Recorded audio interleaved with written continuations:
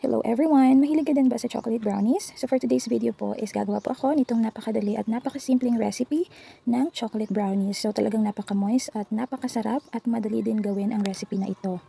So kung gusto mong matutunan kung paano gawin to, tara at panoorin mo ito hanggang matapos ang video. So magsimula na po tayo. Sa isang pan po natin is maglagay po tayo ng 1 cup na butter. So unsalted butter po ang gamit ko dito. Ayan. And then aside from 1 cup butter, naglagay po ako dito ng 2 tablespoon ng chocolate chips. And then 2 tablespoon ng gatas or cream, pwede din. And then ilagay lang po natin to sa mahinang apoy. Kailangan lang po natin itong tunawin. So pwede nyo din po itong i-microwave or kahit anong paraan basta matunaw po siya at mag-mix lang po yung mga ingredients na nilagay natin. So once natunaw na po lahat is nilipat ko lang siya sa isang mixing bowl. Ayan, so paglipat po ng mixing bowl, syempre mainit pa po yan, pero kailangan po natin yang palamigin ng bahagya. So pag warm na po siya, is pwede na po natin ilagay ang 3/4 cups ng cocoa powder.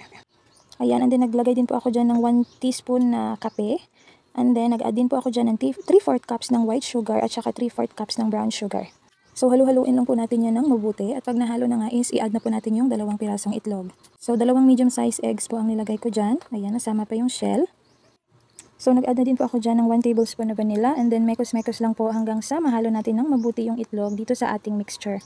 So pag nahalo na lahat is ilagay na po natin yung remaining na mga ingredients. So nag-add po ako dyan ng 2/3 cups ng flour at saka lagyan na din po natin yan ng konting asin. So 1/2 teaspoon na salt, pang pabalance lang, and then mekos-mekos na po ng mabuti.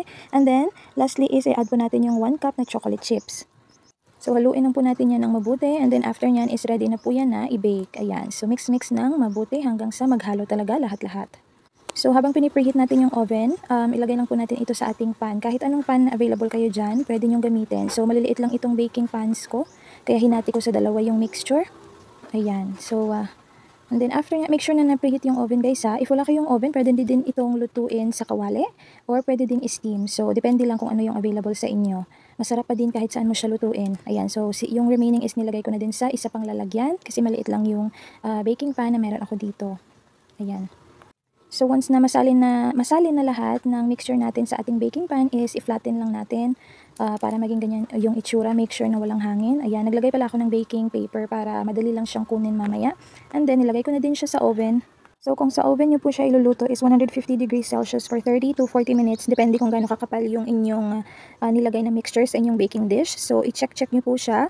And pag ginamitan nyo ng toothpick at lumabas na siya na malinis, it means naluto na po yon. Ayan, and then after a few minutes pinalamig ko lang siya. Ganyan na yung kanyang nagiging itsura after po natin siyang hati-hatiin. Ayan, so napaka-moist po nito, napakasarap. Hindi din gaanong katamis, lalo na at salted water yung ating ginamit. Balance lang talaga ang lasa. So kung meron ka ng mga ingredients dyan, itry mo na. Thank you so much for watching. And if you like more simple and easy recipes like this, please follow this page po para maging updated kayo sa susunod pang mga recipes na i-upload ko. Thank you so much guys. Talagang napakasarap nito. Must try. Try nyo. Napakadali lang din yung gawin. Thank you for watching. See you on my next video. Bye-bye!